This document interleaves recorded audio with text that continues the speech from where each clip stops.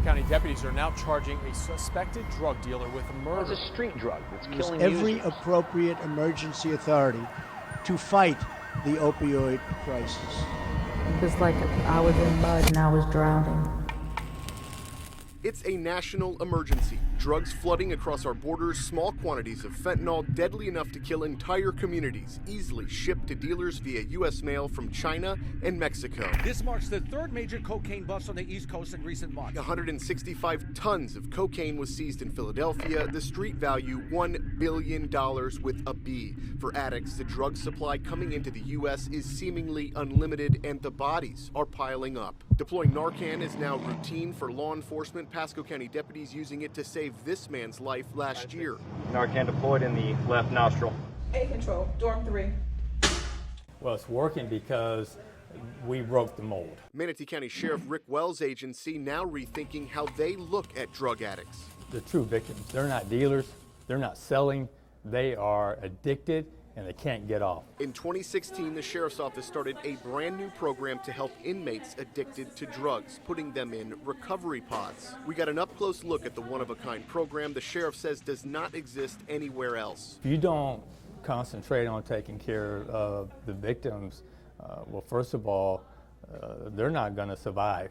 There's only about 20 women here in the Manatee County Recovery Pod. This is their entire universe, their whole world. This is where they sleep, they do everything. But they also have a lot of different programs to help them get through their addiction so that when they get out of jail, they don't go back to using drugs. Tanya, how have you been? The pods are also where Nicole Petrie, a recovered addict herself and now a peer coach, first met Tanya Ruiz, an addict with a past she could never escape until now. Being arrested over 63 times and going to prison. The first step of Sarasota peer-to-peer recovery coaching program is only a year old, but it is different. It is using an addict to treat an addict. I've always had a problem with speaking with somebody that haven't walked in my shoes.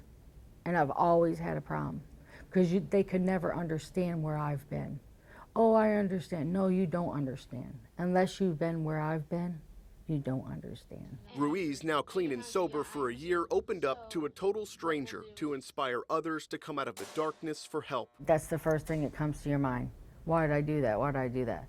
But then as soon as the drugs are in front of you, you do them again.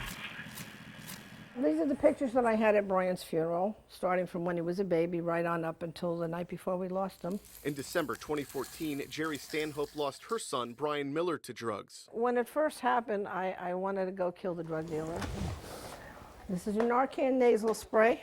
Her pain now focused on helping others. Narcan, her weapon of choice, passing out hundreds of free doses in Manatee County with the group no longer silent. I don't think anybody wakes up in the morning and says, well, I'm going to be an addict this week. So potent, you could die with the syringe still in your arm. I went dead weight, like hunched over, and the gas pedal went and hit her. Fentanyl, a drug more powerful than heroin.